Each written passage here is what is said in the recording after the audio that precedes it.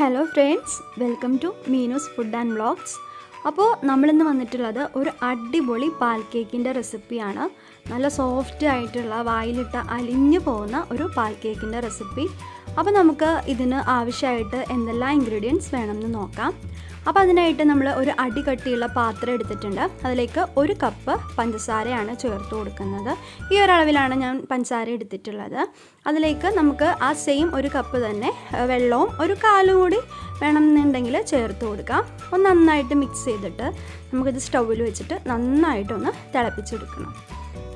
അപ്പോൾ ഇത് നന്നായിട്ട് തിളച്ച് വരണം. ഒരു നൂൽപ്പരുവം ഒന്നും ആവണ്ട, ജസ്റ്റ് നന്നായിട്ട് തിളച്ച് ഇങ്ങനെ നന്നായി തിളച്ച് വന്ന ശേഷം നമ്മളിതിനെ ഒരുപാട് നേരം ഒന്ന് ലോ ഫ്ലെയിമിലിട്ടിട്ട് വെക്കാം. അപ്പോൾ ആ സമയത്ത് നമുക്ക് വേറെ കുറച്ച് പണിയുണ്ട്.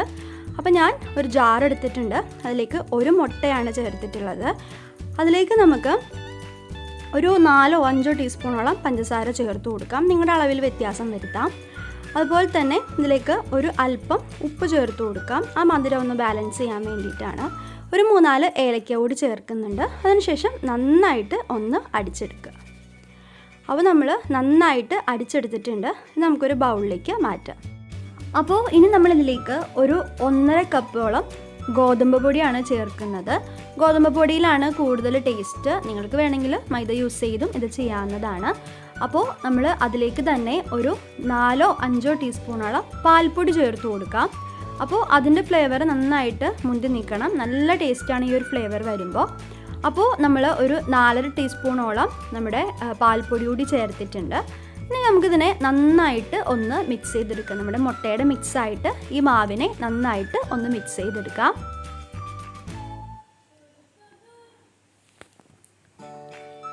അതിനുശേഷം 1 സ്പൂൺ നെയ്യാണ് ഞാൻ ചേർത്തിട്ടുള്ളത്. നമ്മുടെ നല്ല നെയ്യാണ് ചേർത്തിട്ടുള്ളത്. അപ്പോൾ ആ നെയ്യ് കൂടി ചേർത്തതിന് ശേഷം നന്നായിട്ടൊന്ന് മിക്സ് ചെയ്ത് നമുക്കിതിനെ നന്നായിട്ട് കൈ കൊണ്ട് തന്നെ കുഴച്ചെടുക്കണം. അപ്പോൾ ജസ്റ്റ് ഒന്ന് കുഴച്ച ശേഷം നമുക്ക് കൗണ്ടർ ടോപ്പിലിട്ട് നല്ല സോഫ്റ്റ് ആവണ വരെ ഇതിനെ കുഴച്ചെടുക്കണം. എന്നാലാണ് നമ്മുടെ പാൽ കേക്കൊക്കെ നന്നായിട്ട് വീർത്ത് വരുള്ളൂ. അപ്പോൾ അതിനുശേഷം ഞാനൊരു 1/4 ഗ്ലാസ്സോളം വെള്ളം ചേർത്തിട്ടുണ്ട്. ഒരു നേരിയ ചൂടുള്ള വെള്ളമാണ് ചേർത്തിട്ടുള്ളത്. അപ്പോൾ ഒരുപാട് ചൂട് ആവാൻ പാടില്ല, അതുപോലെ തന്നെ ഒരുപാട് വെള്ളം കൂടി പോകാനും പാടില്ല. കറക്റ്റ് നമ്മുടെ ചപ്പാത്തിയുടെയൊക്കെ ഒരു മാവിൻ്റെ പരുവത്തിലാണ് നമ്മളിതിനെ കുഴച്ചെടുക്കേണ്ടത്. അപ്പോൾ ഇപ്പോൾ ഏകദേശമൊക്കെ കുഴച്ചെടുത്തിട്ടുണ്ട്. ഇനി നമുക്ക് നമ്മുടെ കൗണ്ടർ ടോപ്പിലിട്ട് നന്നായിട്ട് ഇതിനെ കുഴച്ചെടുക്കാം.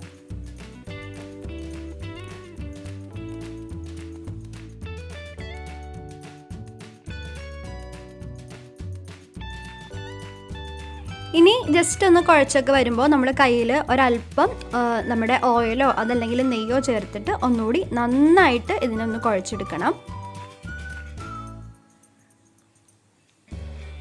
അപ്പോൾ നമ്മളിപ്പോൾ നന്നായിട്ട് നമ്മുടെ മാവ് കുഴച്ചെടുത്തിട്ടുണ്ട്. നല്ല സോഫ്റ്റായിട്ട് കുഴച്ചെടുത്തിട്ടുണ്ട്. ഇനി നമുക്ക് കൗണ്ടർ ടോപ്പിൽ കുറച്ച് ഗോതമ്പ് പൊടി വിതറി കൊടുക്കാം. ഇനി നമുക്കിതിനെ ഒന്ന് പരത്തിയെടുക്കണം. അപ്പോൾ ഒരുപാട് തിന്നല്ലാത്ത രീതിയിലാണ് നമ്മളിതിനെ പരത്തിയെടുക്കേണ്ടത്. ജസ്റ്റ് ഒരു കട്ടി വേണം. ഞാനത് കാണിച്ചു തരാം. അപ്പോൾ നമുക്ക് ഇതിനെ എത്രയും വലുതാക്കാം അത്രയും വലുതാക്കിയിട്ട് ഒന്ന് ഫസ്റ്റ് തന്നെ ഒന്ന് പരത്തിയെടുക്കുക.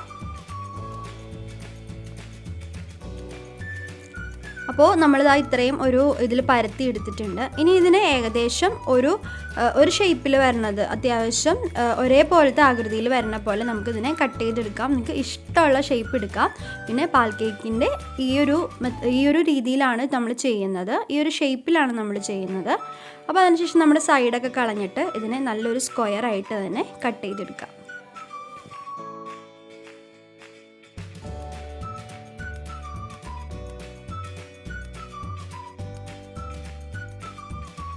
അപ്പോൾ നമ്മളിതാ ഇതിനെ ഇതുപോലെ കട്ട് ചെയ്ത് വെച്ചിട്ടുണ്ട്. അപ്പോൾ ഇതാ ഈ ഒരു കനത്തിലാണ് നമ്മൾ ഇതിനെ എടുത്തിട്ടുള്ളത്.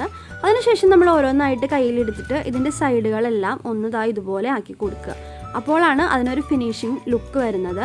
അപ്പോൾ ഇനി നമുക്കിതൊക്കെ ഒന്ന് ഇതുപോലെ ചെയ്ത ശേഷം ഫ്രൈ ചെയ്തെടുക്കണം. അപ്പോൾ നല്ല ചൂടായ എണ്ണയിലേക്ക് ഇട്ടിട്ട് വേണം ഫ്രൈ ചെയ്തെടുക്കാനായിട്ട്.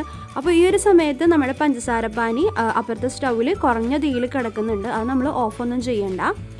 അപ്പോൾ നമുക്ക് ഇതിനെ കുറഞ്ഞ തീയിലിട്ടിട്ട് നല്ല പോലെ ഒന്ന് ഉള്ളൊക്കെ വേവിച്ചിട്ട് എടുക്കണം. കുറച്ച് ഒരുപാട് നേരം ഒന്നും എടുക്കില്ല, അല്ലാതെ തന്നെ പെട്ടെന്ന് ആയി കിട്ടും.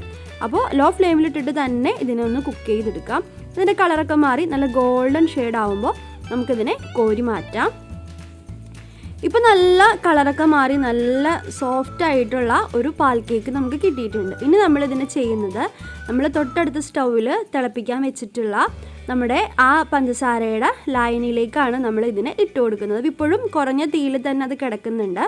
അപ്പോൾ ആ ചൂടോടെ ഉള്ളതിലേക്ക് തന്നെ നമ്മളിതിനെ ഇട്ട് കൊടുക്കാം. അപ്പോഴാണ് നമ്മുടെ പാൽ കേക്കിലേക്ക് നമ്മുടെ പഞ്ചസാരയുടെ സിറപ്പൊക്കെ നല്ലപോലെ പിടിക്കുകയുള്ളൂ. അപ്പോൾ ഞാൻ ഫസ്റ്റ് ബാച്ച് ഇതുപോലെ ഇട്ട് കൊടുത്തിട്ടുണ്ട്. ഇതുപോലെ നമുക്ക് എല്ലാനും ഫ്രൈ ചെയ്തിട്ട് ഇതിലേക്ക് ഇട്ട് വയ്ക്കാം.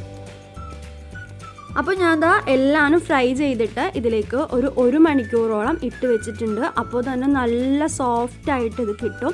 അപ്പോൾ നമ്മളിതാ ഇപ്പോൾ ഒരു പാത്രത്തിലേക്ക് മാറ്റുവാണ്. നമുക്ക് ഇനി ഇതിൽ തന്നെ കിടന്നിട്ട് കഴിക്കാനാണ് ഇഷ്ടം എന്നുണ്ടെങ്കിൽ നമുക്ക് അതുപോലെ തന്നെ യൂസ് ചെയ്യാം. അപ്പോഴും ഇതിനും സോഫ്റ്റായിട്ട് നമുക്കിത് കഴിക്കാൻ പറ്റും. അപ്പോൾ ഞാനിപ്പോൾ ഇത് ഒന്ന് കോരി മാറ്റുവാണ്. അപ്പോൾ ഇത്രയേ ഉള്ളൂ നമ്മുടെ ടേസ്റ്റി ആയിട്ടുള്ള പാൽ കേക്കിൻ്റെ റെസിപ്പി. എല്ലാവരും ഒന്ന് ട്രൈ ചെയ്യുക. വളരെ സിമ്പിളായിട്ടും അതുപോലെ തന്നെ നമ്മൾ വായിലിട്ട അലിഞ്ഞു പോകുമെന്ന് പറയുന്ന പോലെ നല്ല സോഫ്റ്റ് ആയിട്ടുള്ളൊരു കേക്കാണ്. അപ്പോൾ നമ്മുടെ വീഡിയോ ഇഷ്ടമായവർ ലൈക്ക് ചെയ്യുക, ഷെയർ ചെയ്യുക, കമൻറ്റ് ചെയ്യുക. അപ്പോൾ താങ്ക് യു ഫോർ വാച്ചിങ്.